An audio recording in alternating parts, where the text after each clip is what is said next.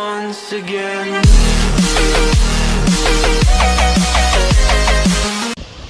Ito mga master, walang nakakabit na backlight, sharp 40 inches, ayan po. Ayan. Sharp 40 inches, walang nakakabit na backlight, hindi po siya namamatay. Okay? Ayan. Wala po nakakabit na backlight po dyan. Ayan.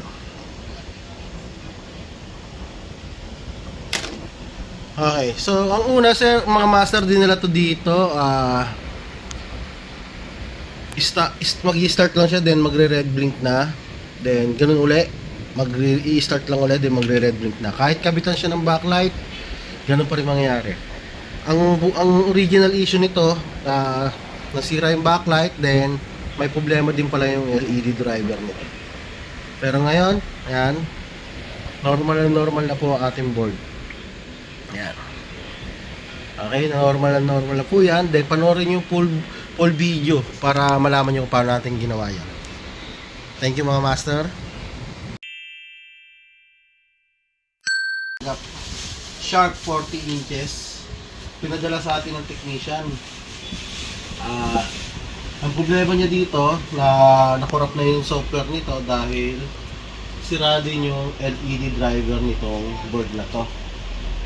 So, pag andar ng board, kikistop lang yung backlight, then mamamatay, then magpo-protect na uli ito. Okay, check natin. Makita nyo nakapula, then power on natin. Kaya nag-green. Okay. Yan, lalabas yung sharp. Nakita nyo lumabas yung sharp. Then, magre-red na. Okay. Ang problema, kahit lagyan natin ng backlight dito, ganun pa rin mangyayari dyan. Kaya ang gagawin natin, aayusin muna natin yung software nito, then papasukin natin yung service mode nito. I-disable natin yung lamp nito. Okay? So, naka-prepare na ako ng software natin. Ito. Discharge natin yung board para sigurado. Naka-discharge na yung board. Naka-discharge na. Ayan. Pasok natin yung USB dito. Sure ball natin na nakasaksak na maayos. Kaya ginaganyan ko yan, tanggal kabit kasi minsan madumi yung suksukan ng USB. Hindi na didetect agad yung USB natin o yung flash drive natin.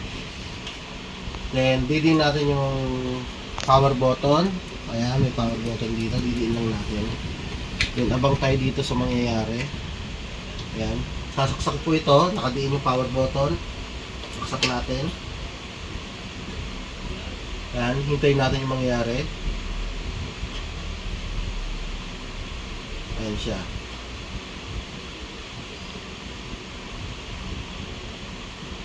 Ayan. So, hintayin po natin matapos yan. Ayan po, nagbi-blink po siya. Okay. Kinakargahan natin siya ng bagong software. Kasi ito, totally corrupted na yung program niya. Hindi na natin mapapasok service mode niya. So, kailangan makargahan natin ng bagong software.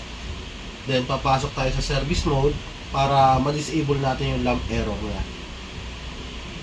Okay, ayun na. Install completed na. Tanggalin na natin to. Ayan. Okay, subutin natin. Subukan naman natin pasukin lang yung service mode.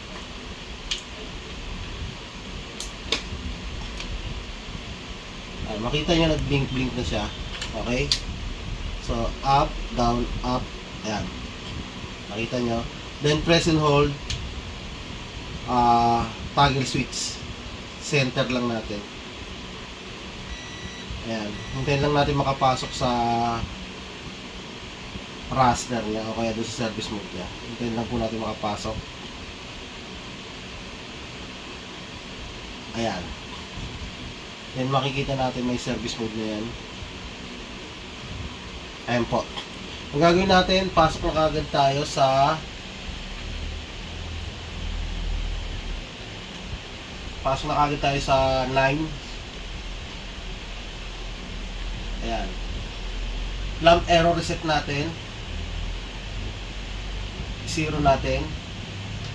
Yan. Tapos ito, ay sumobra. Yan.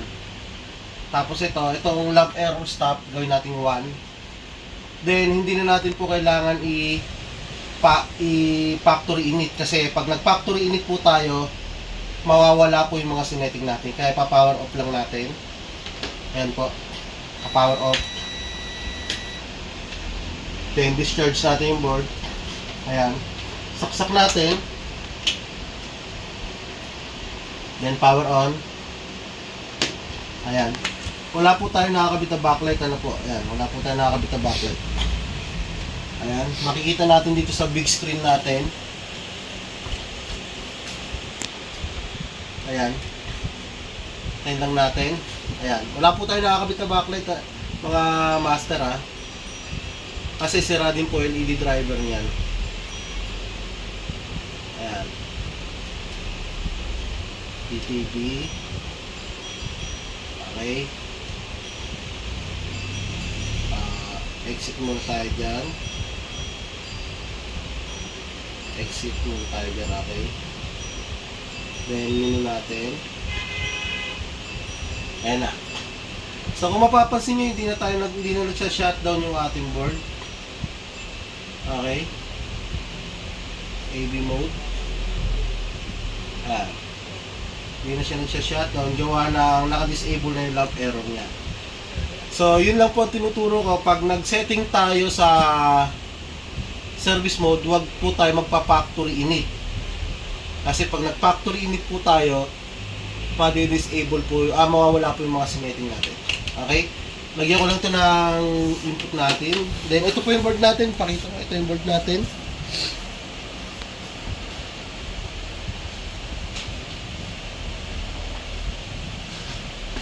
Tingnan natin kung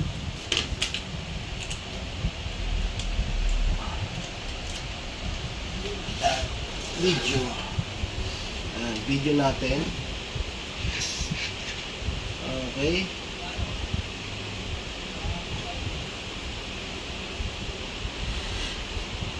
Ayan mga master, job well done po tayo. Gumamit tayo ng USB.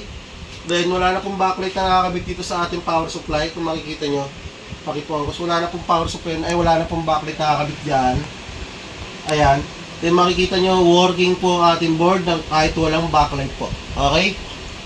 Ayan. Normal na po uli yung board natin. Kahit walang backlight na nakakabit dito, aandar po ng normal yung ating board natin. Okay? So, ito, paggawa po ito ng technician, pinadala po dito kasi hindi niya na makontrol ito ng maayos, gawa ng nagsha-shutdown na siya kagad. Okay, sana nakatulong sa inyo yung tutorial na to. Huwag niyo kalimutan mag-subscribe sa channel namin, C4 Electronics TV. Magandang gabi sa inyo. Magandang hapon sa inyo lahat.